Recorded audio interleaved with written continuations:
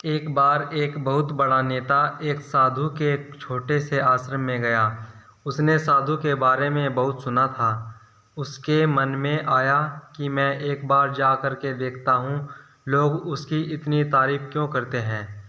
जब वह उस आश्रम में गया तो वहाँ पर एक छोटा सा कमरा था, जहाँ पर एक कालीन बिछा हुआ था।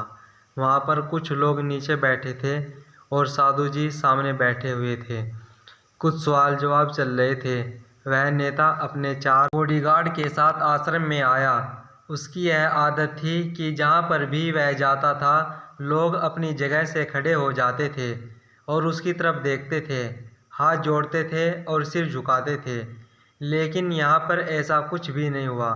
साधु ने व्यस्त होने के कारण उसकी तरफ देखा तक नहीं। नेता को लगा कि यह मेरी बेइज्जती है और वह इस बात से गुस्सा हो गया। नेता ने थोड़ा गुस्से से साधु की बात को बीच में काटते हुए कहा कि मैं आपसे कुछ कहना चाहता हूँ। साधु ने उसकी तरफ देखा और बोला, आप थोड़ी देर रुकिए, पहले मैं इनके सवाल का जवाब दे दूँ, उसके बाद मैं आपसे बात करता हूँ। तब तक आप अगर चाहे तो आप बैठ सकते हैं। बस साधु को इतना कहने की ही देरी थी। नेता का चेहरा गुस्से से लाल हो गया और फिर उसने अपना सारा गुस्सा उस साधु पर निकाल दिया। अभी तक वह नेता बहुत तमीज़ से आप कह करके बात कर रहा था, लेकिन अब वह तू तड़ाक पर उतर आया।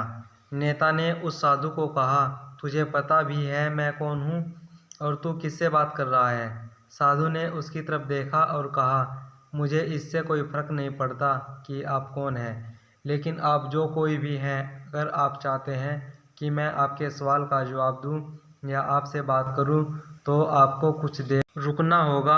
और साधु के यह कहते ही नेता गुस्से से पागल हो गया और वही सबके सामने चीखने चिल्लाने लग गया, अब मैं तुझे तेरी असली औकात दिखाऊंगा।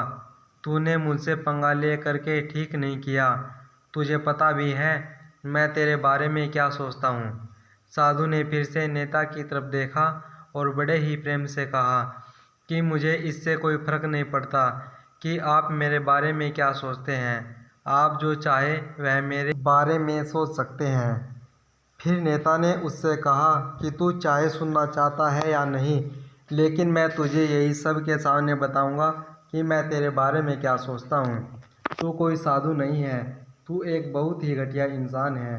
तू एक ढोंगी है, पाखंडी है और यहाँ पर जितने भी लोग बैठे हैं उन सबको बेवकूफ़ बना रहा है। तेरा बस एक ही मकसद है, इन लोगों की जेब में जितना भी पैसा है वह सब तेरे पास आ जाए। तू अपने फ़ायदे के लिए इन लोगों का इस्तेमाल कर रहा है और अब मैं तुझे नहीं छोड़ने वाला हूँ। पूरी दुनिया के सामने तेरा पर्दाफाश करके रहूँगा। लेकिन उसके इतना बोलने के बाद भी हल्की सी मुस्कान उस साधु के चेहरे पर बनी ही रही। यह देखकर वह और भी तिलमिलाया और उसने कहा, अब बहुत हो गया, अब मैं यहाँ एक मिनट भी नहीं रुकने वाला। लेकिन अभी भी तेरे पास मौका है। अगर मुझसे माफ़ी मांगनी है या मुझसे कुछ कहना है तो कह सकते हो। इतना सब होने के बाद भी साधु के चेहरे पर एक मुस्कान थी और वह बिल्कुल शांत था। और फिर उन्होंने अपनी आंखें बंद करी और फिर साधु ने अपनी आंखें खोली, हाथ जोड़े और कहा कि मुझे आपसे कोई गिलवा शिकवा नहीं है। आपके लिए मेरे मन में कोई भी गलत ख्याल नहीं है। जो भी मेरे बारे में आपने कहा वह आपकी अपनी सोच थी। मुझे आप में कोई भी बुराई नज़र नहीं आती है। मुझे आप बहुत ही भले इंसान लग रहे हैं। और साधु के इतना कहते ही नेताजी का दिमाग 7वें आसमान पर पहुंच गया। उसके चेहरे पर एक अजीब सी खुशी थी, क्योंकि उस साधु ने वही कहा जो बाकी सब लोग उस नेता को कहते हैं। और वह खुशी खुशी उस आश्रम से अपने घर की तरफ चला गया और जाकर अपने पिताजी के साथ बैठ गया। उसके पिताजी ध्यान में थे। उन्होंने पूरी ज़िंदगी सिर्फ लोगों की निस्वार्थ भाव से सेवा की। थोड़ी देर बाद जब उन्होंने अपनी आंखें खोली और देखा अपने बेटे को अपने साथ बैठे हुए, तो उनके बेटे के चेहरे पर आज एक अजीब सी खुशी थी, जो आज से पहले उन्होंने कभी नहीं देखी थी। फिर उसने एक एक करके सब कुछ बताया कि आज क्या हुआ, किस तरह से वह आश्रम गया और वहाँ पर क्या हुआ, उसने क्या कहा और साधु जी ने क्या कहा।